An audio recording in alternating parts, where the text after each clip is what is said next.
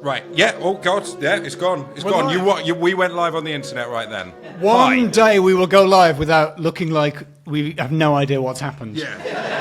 Exactly. And it's not today, because every time we're like, whoa! What is that? Is there someone there? Sorry, people on the internet. Sorry, people in Oxford. Hello, people in Oxford. How's it going? Welcome to Loremen Live at the Oxford Comedy Festival! It is a very warm day. Let me set the scene for the listener. Yes. We are in Trinity College, and there is a beautifully air-conditioned banqueting hall, and we're not there. And we're not allowed in We're not allowed to look in there. We can't even think about it. All you guys are committing a crime without thinking about it. I shouldn't have seen those air conditioning units. I was cheating. I peeked. But we are in the beer cellar. I wanted to say cellar, but there's nothing German about it. No, I don't think so. It's just a simple cellar. It's a simple cellar. With a whole load of law folk. Hello. Hello, law folk. Who here has listened to the podcast Loremen before?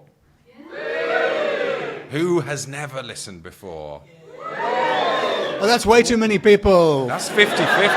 That's going to kill the vibes. That's really going to kill the vibes. That is worryingly 50-50. Is it couples that have brought their other halves that don't listen to the podcast, and in about 10 minutes they're just going to get evil looks like, this is what you do with your time. This is what you do when you're doing the washing up. Unbelievable. Well, maybe it's people who hate the podcast who brought their enemies. Oh, yes. To force Good them thinking. to listen to it. Nice work, grudge holders. Anyone here got any grudges? Just me. Just a couple of big ones from me. I have had a very folkloric day. I don't know about you, James. No, I went on a train. So did I, but on the train I saw a doppelganger. Yeah. For who? For me, obviously. Who else? Okay, you have to check. I was about to say Norman Tebbit, but he died, didn't he? So that would just be a ghost. Or a ganger. A ganger. Because there's no longer the There's doppel. no longer the doppel. A single ganger. Einen Ganger. Single ganger. Solo ganger. As opposed to, obviously, doppel and then molto ganger. For the benefit of the people who are new, it's normally better than this. Yeah. I saw a guy who looked exactly like me on the train, basically. Wow. And then I came here, and the toilets are the gents there are quite folkloric, because one of the taps doesn't work, and the other tap works too well. So beware. Some people are looking at wet shorts. Yeah.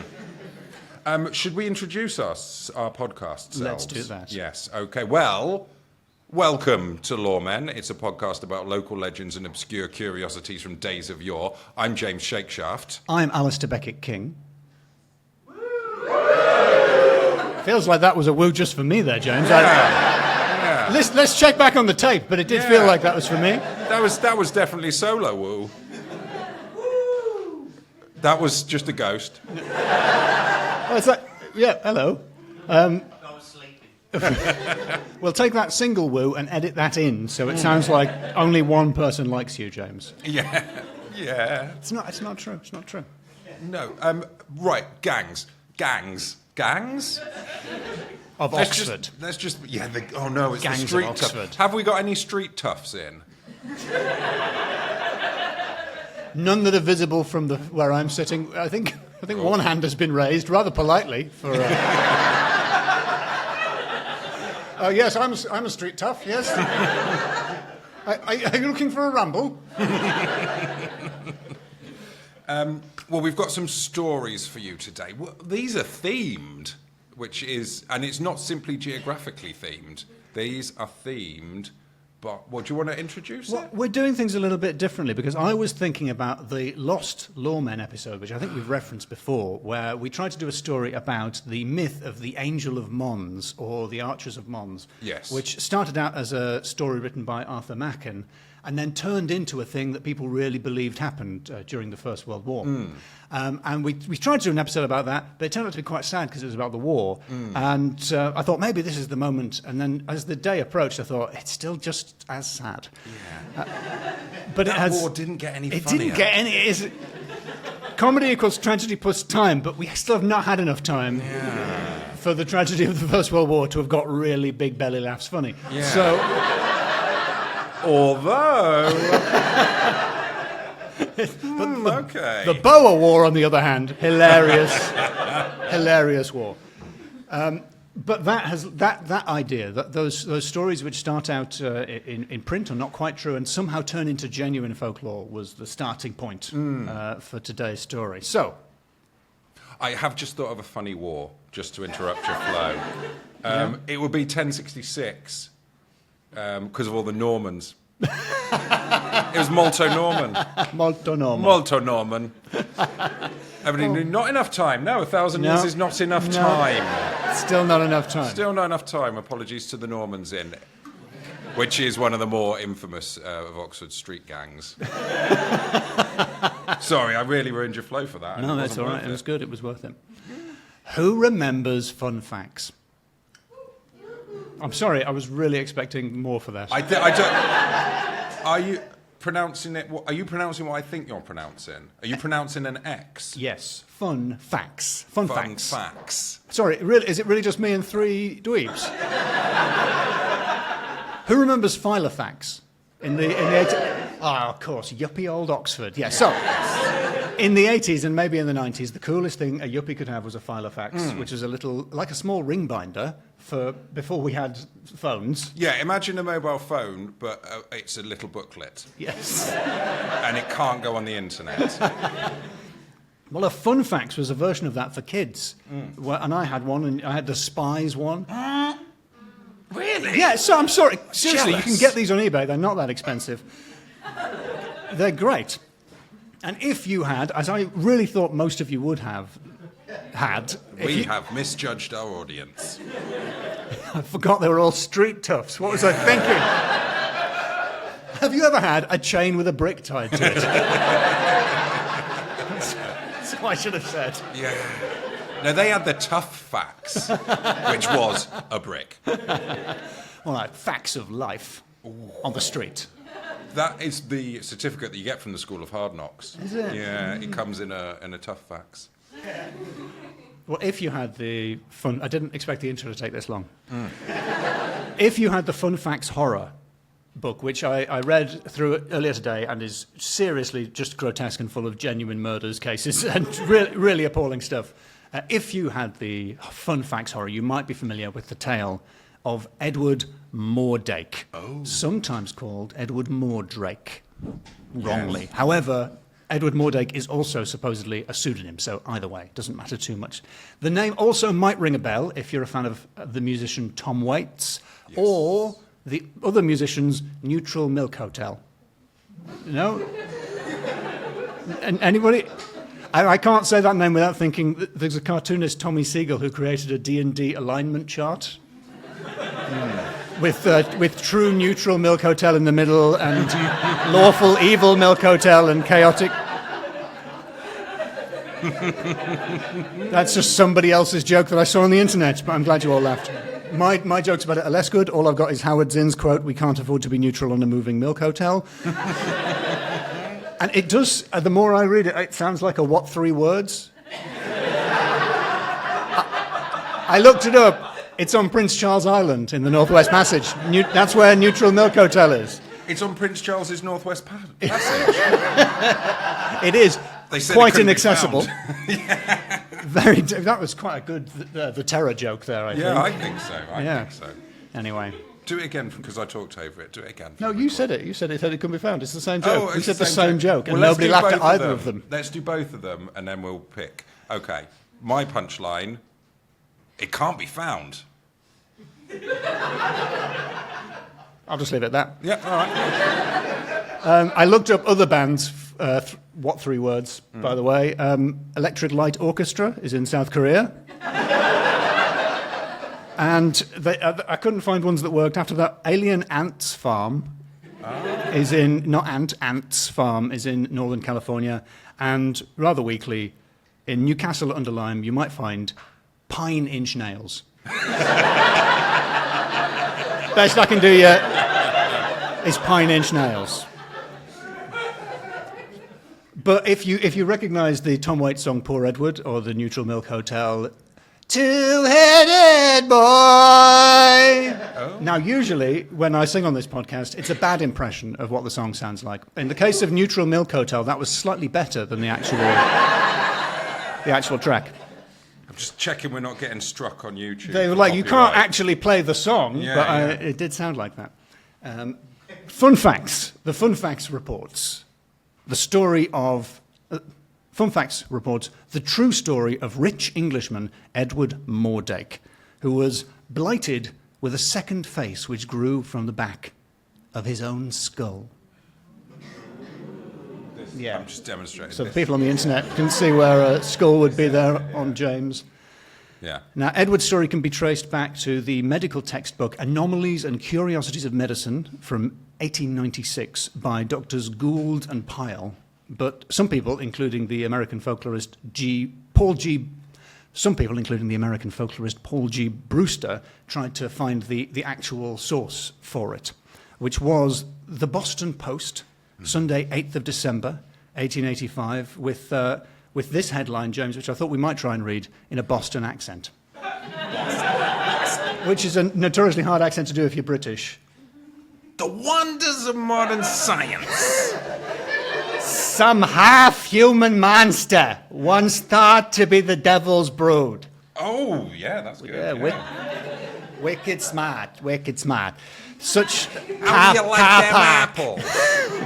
Hey, do you like apples? The wonders of modern science. Anyway. No wonders. Yeah, that's better. I'll translate that into English. The wonders of modern science. Some half-human monsters once thought to be of the devil's brood. And I will. I'll now read to you, not in that accent. I'm going to read the full account of Edward Mordrake, or almost the full account, because it's quite good, quite interesting.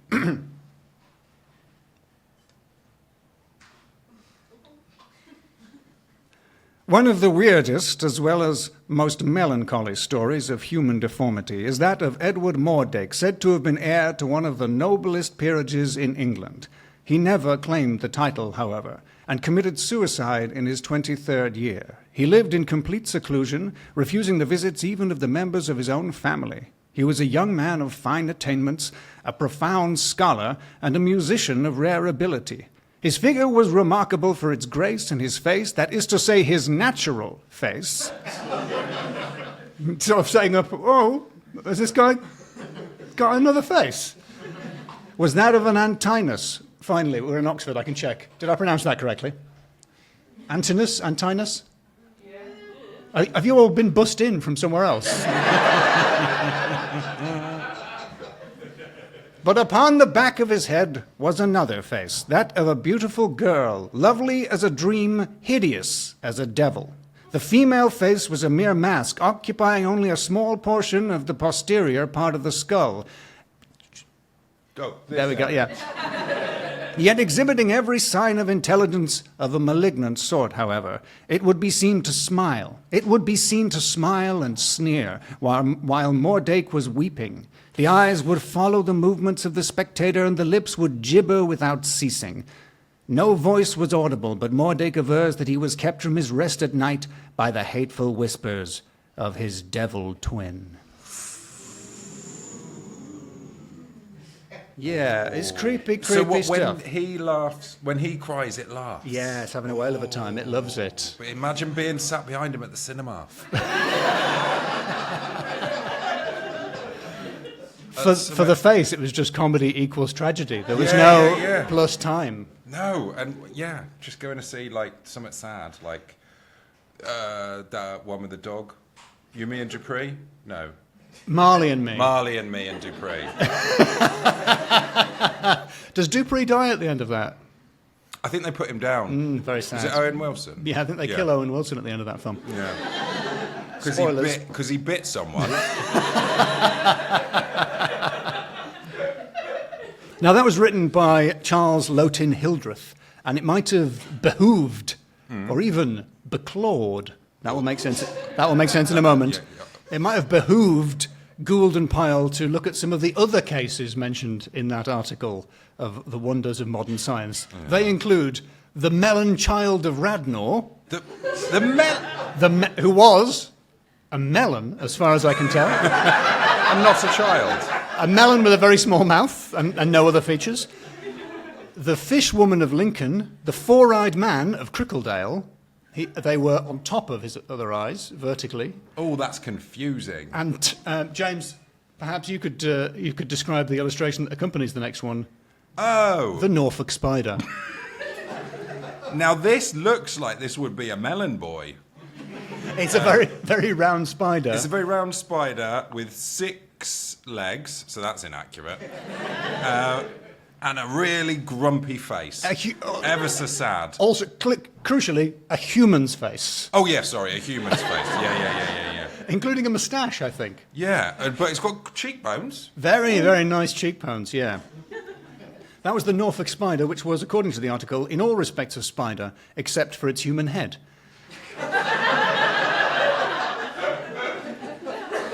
But small.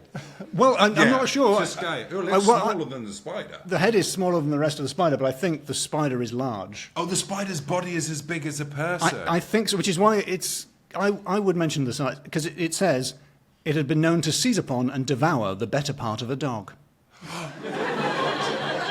Now, what is the better part of a dog? Is that like the side for patting? Well... Because then the phrase, pretty mucky. The phrase "the dog's" means the best bit. That does, doesn't it? Yeah, so perhaps they're just being euphemistic, and as a spider, it would make sense to start at the bottom and work up on a dog. Yeah, it would. Yeah. And that's why if it's webbed something up, anything that's loose, it's fair game. Yeah, you're asking for it, really, aren't you? When the Norfolk spider's around. And finally, there were several other human marvels. There's this one, half human, half crab. Oh, half human, half crab, simply. Really, I've described it to you quite well. It was. It looks like a bad sketch of me in a wig, with big crab claws, sat on a rock. That is exactly what it is a drawing of, and the half human crab was born to disreputable parents, and couldn't speak, but just ate bread with its claws. So, classic crab stuff. And just sort of wailed on the rocks. So the subtitle for this piece was "Marvels Almost Beyond Belief," and I think it's obvious. We're not quite there yet with the MCU, but I don't think we're far off it.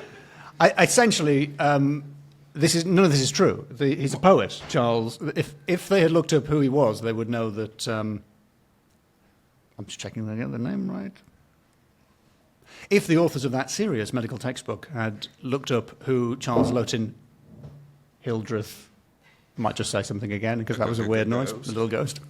If they had looked up who Charles Lowtin Hildreth was, they would have seen that he was a poet and a novelist with a gothic sensibility. And so I don't think there is any truth to this. None of these are real people. And it's kind of awkward because in the modern day, we wouldn't want to stigmatise disability or make fun of people who are born looking different to other people. But in the 1890s, they really did want to do that.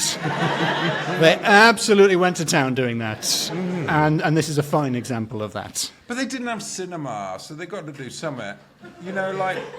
I mean, strictly speaking, the 1890s they did start to invent motion pictures there, so... Okay, fair that enough. Isn't technically accurate, James. They didn't have Netflix. They didn't have your Netflixes and your Xboxes, so you've got to go around imagining a giant spider that's eating the best parts of a dog. So that's the story of Edward Mordrake, not Mordrake, and the Tom Waits song, Poor Edward. That's the one. That's the one. which I will now also sing. No? No, I'm not going to. Did you hear the news about here another face? I'm surprised at how well it's going. That's good. Yeah.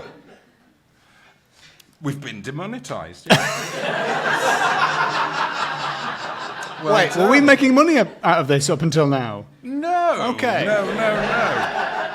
They're taking money away from us. Story or game, what do you reckon? I reckon the game. Okay, all right. Now, James has clearly got some good prep there, and James has another story to follow. But before we do that, I think we could play a little game since we've got all the law folk here. Not all of them, we have loads of listeners, but we've got some of them here. A game I call Whose Law Is It Anyway? Right. Yeah, you see what I did there? So there is an Instagram account called No Context Loremen Pod, which came about because I complained about the fact that there was one for James's other podcast, Rural Concerns, and that we didn't have one. Yep. And a kindly listener has created it, so thank you. I am now no longer envious.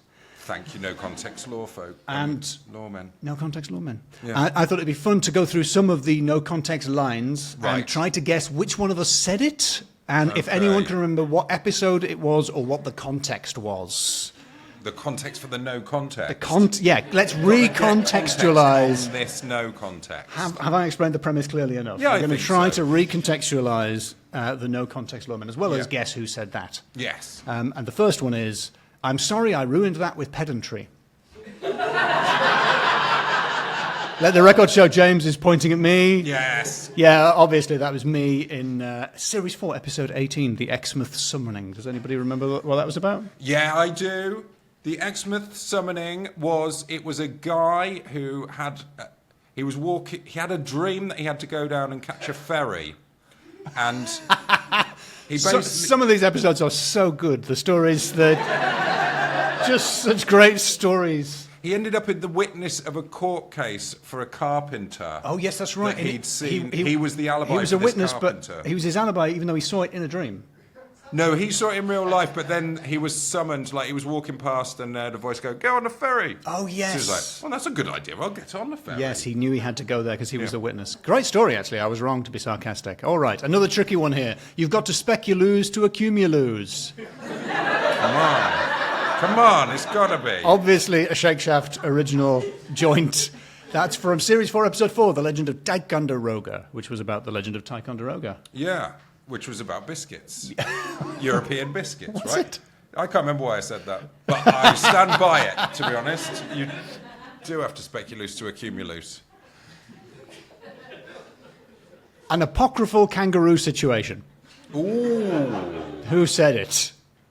You can shout out, listeners, if you want. Who do you reckon? Anyone got anything? Me? We think it was James. I don't remember. I don't think I'd remember enough what apocryphal means. But who here does know what apocryphal means? And does say it sometimes. It was me. I said it in The Horstone of Enston, Series 3, Episode 70. What? There's no kangaroos in Enston. I don't know why. Well, that's why it's apocryphal, James. If you just knew what that meant. That's why. That's the proof. Proof I don't know what it means. We've got an infestation of Pokemon in the power station.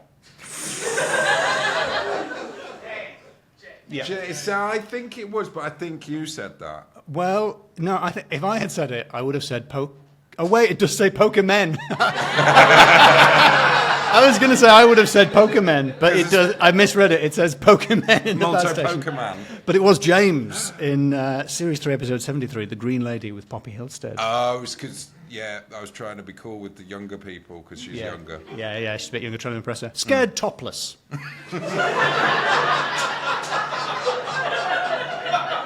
I think I might have said that by accident.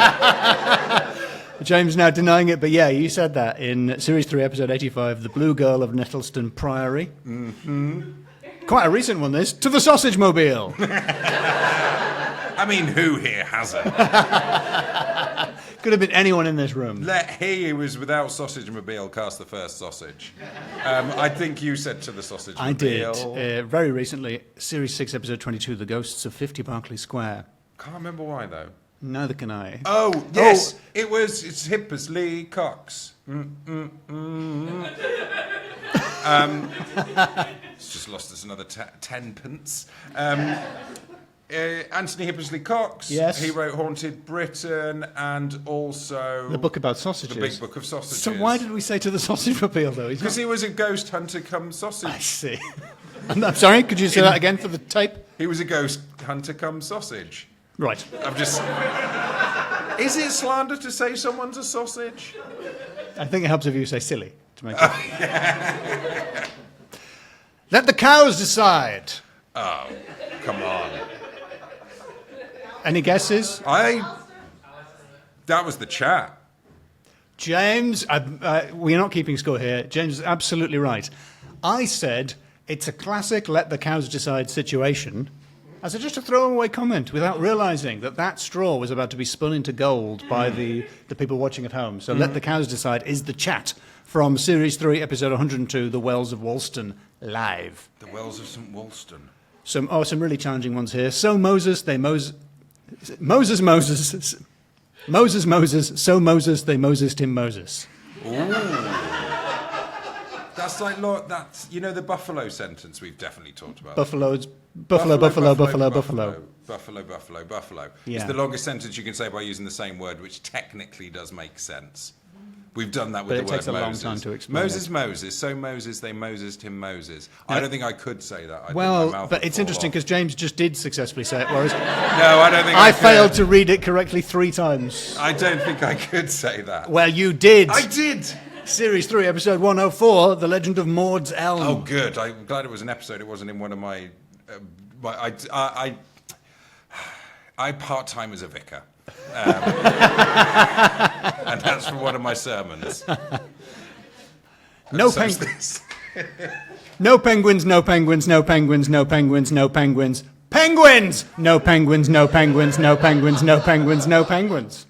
I think that was you, Alistair. Yeah, we're going with Alistair. Can anyone remember the context of that? Something to do with the boat, when the 2-part episode where they were talking about the boat going and they ate a bunch of penguins. Correct. William Adams' Ventures in Japan, but it was part of the journey to Part Japan. 1, you're absolutely right. Series 3, Episode 107, the very last episode of Series 3. It was me in William Adams, the First Englishman in Japan, Part 1. Oh. Paul Daniels de Madrid. Now that is tough. That is tough. Paul Daniels de Madrid. I think I would have said that. It was you, James. Yes. It was you. Well done. In the very next episode, Series 4, Episode 1, First Englishman in Japan, Part 2. Huh? 5 stars, the wife likes it. I can't remember their name, but that's a Google review for somewhere that turned out to be a dogging site. Well, or a river ribble? Was it the river ribble? My lover and confidant compiled these, and she attributed it to you. But yes, it was you quoting a review. Of the river ribble. Series 4, Episode 16. Series 4, Episode 16, the River Ribble. Well remembered, River James. Ribble, yes. David Bowie's favourite river.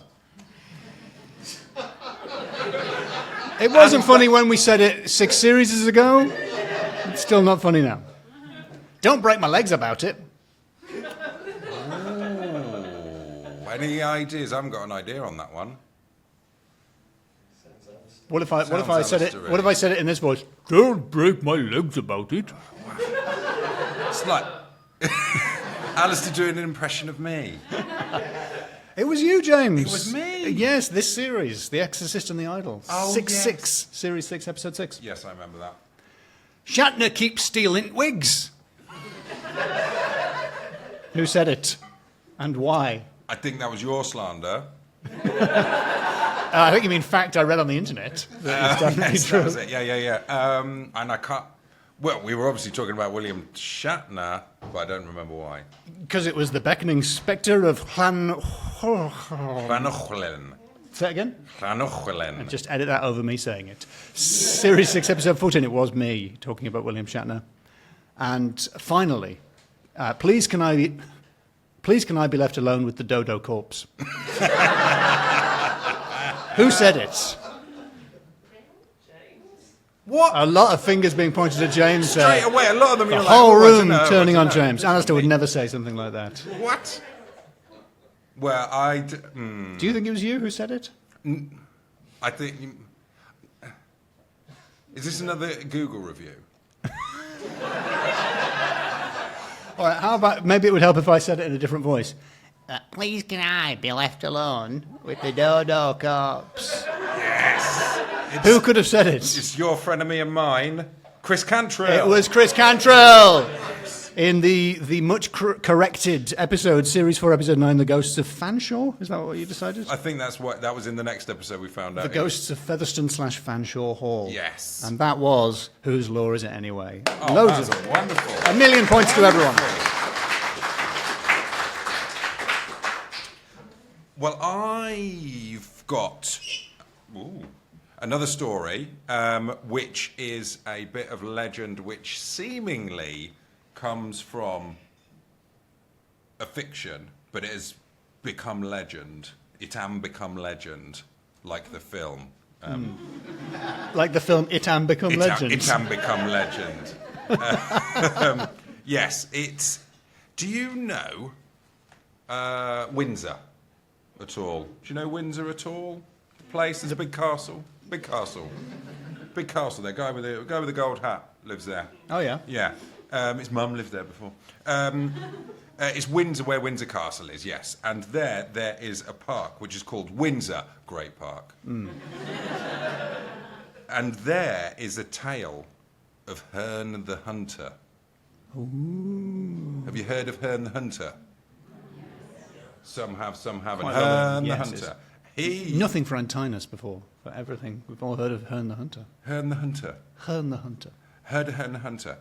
Yeah, he /it is a sort of a beast that lives in the forest, or in the Great Park. And it's a sort of a giant person with big horns coming out his head, and sometimes he rides around on a horse, and he rattles chains, and he... Sounds very metal. Yeah, yeah. Now you've made him sound like an Oxford tough. Yeah. He rattles chains. He makes cow's milk turn to blood. Oh! Yeah. Oh, it's what? Pretty In the hardcore. fridge or in the cow? In the... Great question. I think when it happens it's disgusting either way, but how disgusting it is really depends on when it turns into blood. I think it's out the cow. Oh, yeah. No. Yeah, he's bad. He's a bad guy. And he is often attributed to being the ghost of maybe a poacher, or maybe someone who worked for the monarch at the time. It's attributed to a bunch of different monarchs, including, but not limited to, Lizzie I, and Richard II, and Henry VIII. And of those three, Richard II is the rubbishest, right? No, nobody knows anything about Richard II. Oh, he was bad. He was bad according to Shakespeare. That's Richard III. No, and Richard II also bad. Because they were in the wrong house, because history people here will know. They are, aren't they? No. They will. No, it didn't work. That would have been a great joke if that person had said something completely different. Yeah. We'll edit it in later. And I've come up with different names. So we've got Lizzie I, and the thing about her is she doesn't actually have Elizabeth in her name. She was actually originally called First Blood. And Richard was actually Richard First Blood Part 2, or 2 Richard Too Furious, whichever you'd rather. Henry VIII was Henry, but the E was an 8. I thought they went back and made it Raiders of the Lost Henry. It was Henry. No, but the thing is, this story comes from Shakespeare. Is originally the oldest version of the Herne the Hunter tale is in the Thank you very much. The Merry Wives of Windsor, which is credited with being one of Shakespeare's worst plays. Even he thought it was rubbish. Really? What did he say about it? Nothing. He didn't say anything about anything. Really? I thought you were setting it up. It's just you get the vibe he didn't really like it because it's basically it was a spin-off sequel to Henry IV Part 1 because Queen Elizabeth First Blood saw Henry IV Part 1 and liked the character of Falstaff. So is this the This is the Falstaff spin-off. This is the Falstaff cinematic universe. This is This is Shakespeare Presents Hobbs and Shaw for the Fast and the Furious fans, which is more than I expected of. Have you seen Orson Welles' Falstaff film? What's it called? What's that? Chimes at Midnight. Yeah.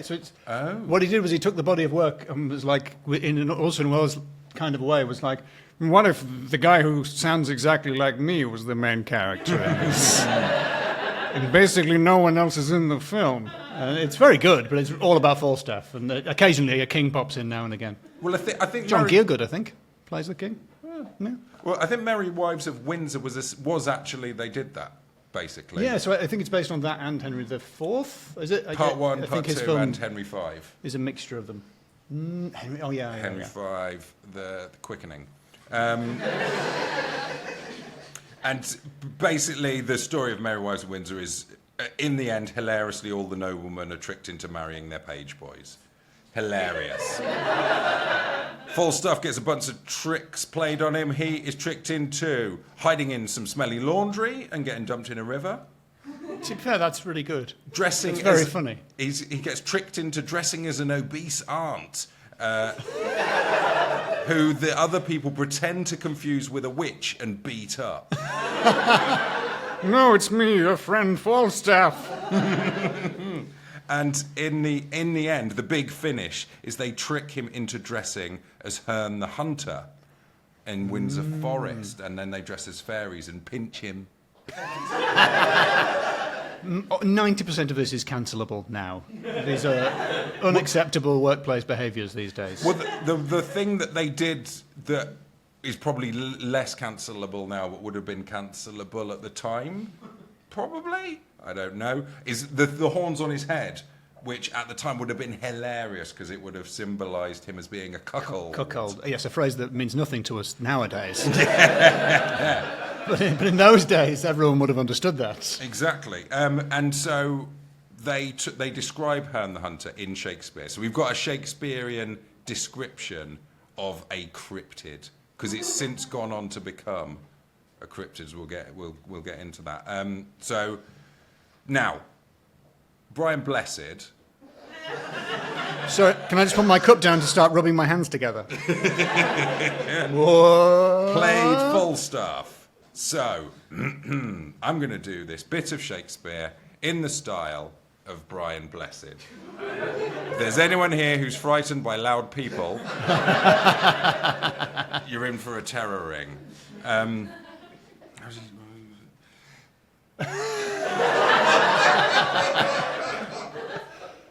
He's alive!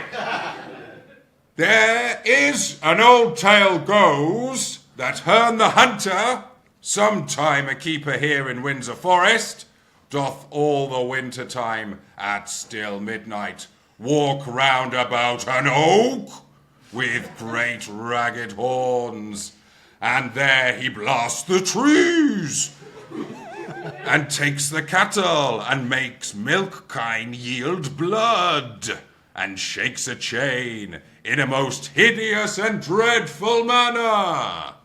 With a brick on the end. Yes. He's a street tough. He's an Oxford heavy. That was Brian Blessed playing me. He's alive! Exactly right. He's in the room today. Shockingly quiet hitherto.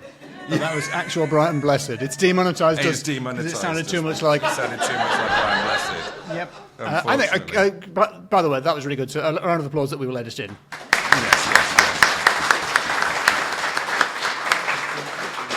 And Herne, in another version, Herne the Hunter is described a bit further by Shakespeare. Oft have you heard since Herne the Hunter died that women, to affright their little children, says that he walks in the shape of a great staggy.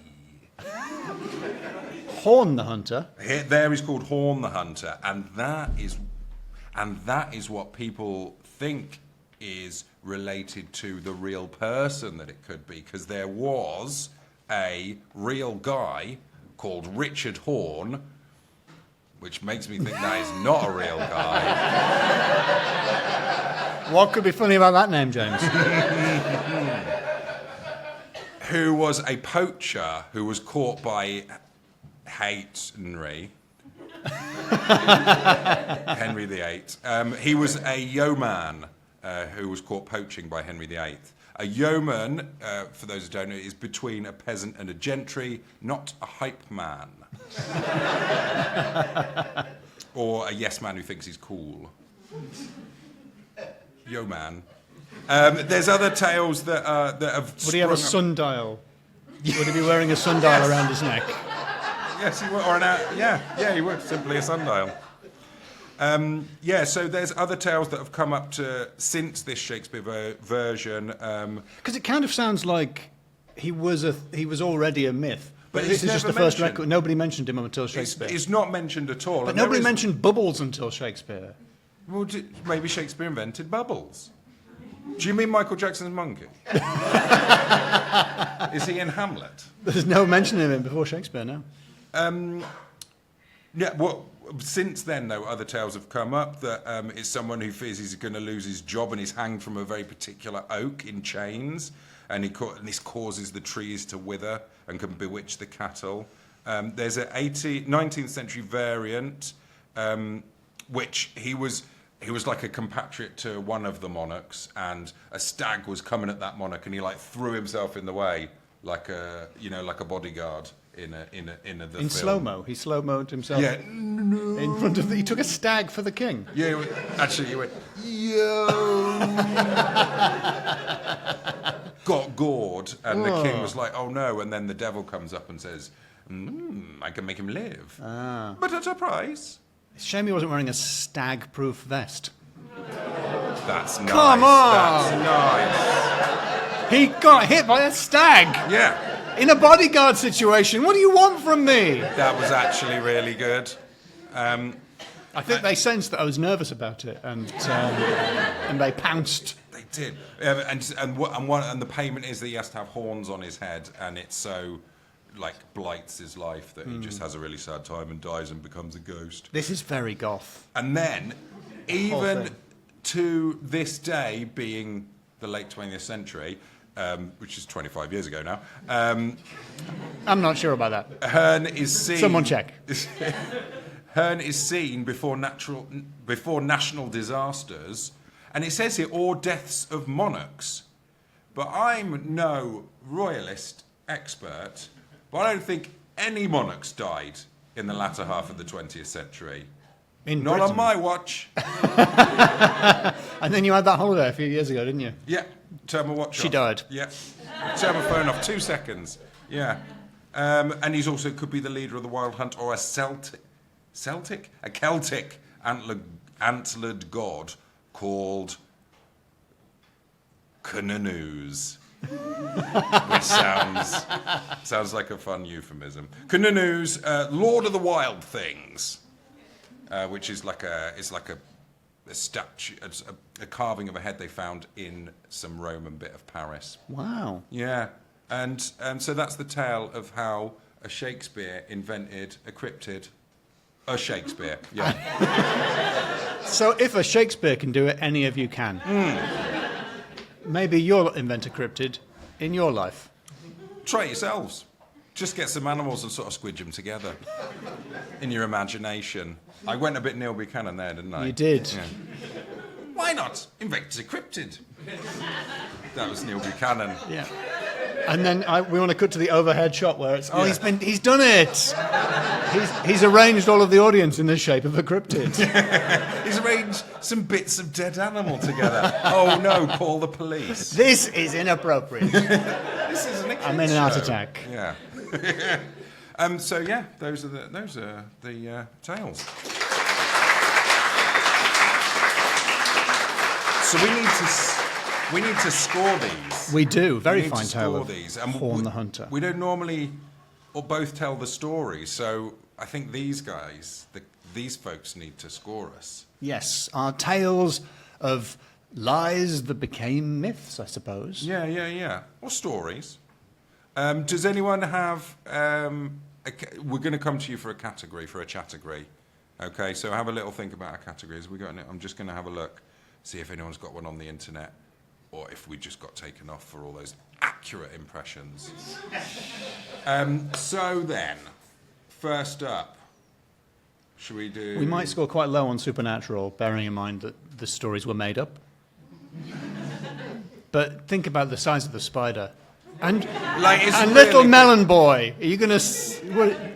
The head looked quite small on the spider, so it's a big body. It was like, imagine a Mini with 6 legs and a human head on the front. A mini car, I mean. Not Minnie Mouse. I can't make it any bigger. I can't make it any bigger. Too big already. I can't make it any bigger. And the guy with the thing on the face on the back of his head. Yeah, very, very spooky. It's spooky, right? Herne the Hunter is a big old cryptid.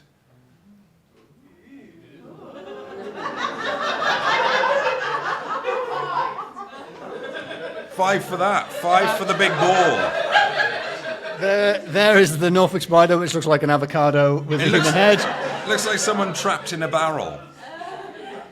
So what do you say for Supernatural, now that I've shown the people in the room what the Norfolk spider looks like? 5. Come on, were we talking 5? Or do we want to vote it up or vote it down? It sounds like they're not going for 5. Who thinks it's 5? Just this one person. 4. 1. Okay, 2. 3. Okay, it's a 3. Okay, it's a 3. Now then, you're going to need to vote. This second category, naming, out of 5, we'll give you the options. We had some good names, right? We had some fine names. The Melon Child of Radnor. Need I go on? Richard Horn. Pine Inch Nails. Wonderful. Okay then, so let's just start at 3, because I don't think you're going under 3, right? 3. 4. Oh, James is so tense. Let me just check. 1. Good. 5. Wonderful work. So we're gonna have one more. We'll do some work and we'll come up with one, but we're gonna need a category one. Does anyone have a suggestion for a category? Human oddities. Human oddities. Human oddities. Also a phrase that occurs in a different Tom Waits song, if anyone is interested. Oh, stag do. Stag do. Oh, that's good. Nice. Yeah. You're right, Herne. Is that like you okay, You Herne? okay, Herne? You okay, Herne? Very good. Can we nick it and tweak it to say you okay, Herne? Yeah, that's really good. But then I did like stag do. We can do both, but then we're not really scoring my category. I'm sure that one of them must have been a bit of a stag in some way. Probably, yeah. Stag beetle, maybe? You wouldn't want to go on a stag do with... let's go with stag do. Yeah, we'll go with stag do, because you wouldn't want to go on a stag do with Mordrake, would you? No, but I have a feeling the head would be an absolute riot. She'd be great on a stag do, because he'd be crying, he's not enjoying himself, and she'd be... She'd have those glow sticks, probably. Yeah. I've never been on a stag do. I don't know what happens. Isn't that obvious? There's less glow sticks. They're not glow sticks? Most stag do's, yes. Okay. But I've never been on a stag do with someone that had a human face on the back of their face. Never been on a stag do with a demon twin. No. Maybe. Or maybe I have, actually. No. So let's do You Okay, Herne. You Okay, Herne, yes. So what is the third category, James? Volunteered by someone in the room? It's You Okay, Herne. Now, please react as if you haven't heard that before. Yeah. Nice. Very good. Who suggested that? I can't see. It was Mike. Is that Mike? Thanks. Mike of the Ox Files? The Ox Files and the Veiled Veil. Yes, and the Veiled Veil. Previous contributor to the pod. Previously on Loremen. So this is for, yeah. Yeah, so You're really it's okay, Mike Herne. who you're it's Mike who you will be criticising if you don't give this 5. Yes. The category is You OK, Herne? Yes. What do we think? 2. Good. Gosh, 3. No. 4. 1. 5. Yes, nice one. Well done. Thank you, Mike. That's excellent. And, well, we need a final category. And I should have been thinking of that whilst that was going on. we decided stag do, didn't we? Oh, yeah, stag do. Yes. It's all right. Yeah. And what's your final category? What's the final category, James? It is stag do. Okay, that's got a lot of enthusiasm from the audience who thought of it. So, good. Yes.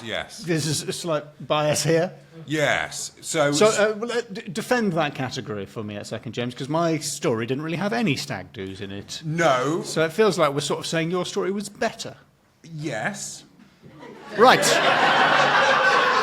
Well, I'm glad we've cleared that up. No, I think you Let's put it to a vote. I think your bunch of reprobates would be quite fun on a stag do. They would be, yeah, they'd be absolute legends, wouldn't The demon twin on Edward Mordrake's back of head would be shouting, asking for shots. Yeah. And asking, doing It's very requests. difficult to get like the lime back on the back of your head, probably. Yeah. And, you know, the spider, Norfolk spider, if you know, at the end of the night you're feeling a bit peckish, you got the best part of a dog. Yeah. And sometimes people put shots into a melon, don't they? Yeah, you can. And so you could do that with the melon child of Radnor, although it was a baby, but still. Yeah, you shouldn't do that. You shouldn't turn a child into a melon. And after drink. Some people probably have got crabs from stag do's, so the half human, half crab, that kind of works. That's good for awareness. Yeah. Yep. And obviously Herne the Hunter, big old stag, which is laughable if you are Elizabethan. Very funny. It's really ever so funny. So, what do we think, audience? Well, we're going to go. I'm just going to check it's not a 1 first of all. Come on. For stag do. For stag do. 2, 3, 4, 5. Yeah. Take that, the person who said yes on 4. Yeah. Nobody agrees with you. It was 5. We're not here for realism. Thank you very much. Very generous of you, thank you. Sorry for yelling at that person. I don't think you should be. Okay, I'm not. We are sorry. Not sorry. In a way. So then. Thank you so much for coming out to the Oxford Comedy Festival to see. Continuous. Yeah. Thank you. Thank you very much for having us at the Oxford Comedy Festival. Thanks for coming to see us. Thank you very much, Laura. At very short notice, in 2 weeks' time, I'm doing a preview in Oxford. What are you previewing? I'm previewing my Edinburgh Fringe show. So I wasn't planning to do it, but I am because of a dropout. So come and see that. 2 weeks yesterday. That's a really confusing way of describing it. If you had a time machine, that would be... just go back to yesterday and it would be 2 weeks. Yeah, yesterday Simply it was 2 weeks away. And also you could come and absolutely ace that quiz as well, couldn't you, if you had that time machine? I think you did very well on the quiz. Thank you so much. A big round of applause for James. And for Alistair.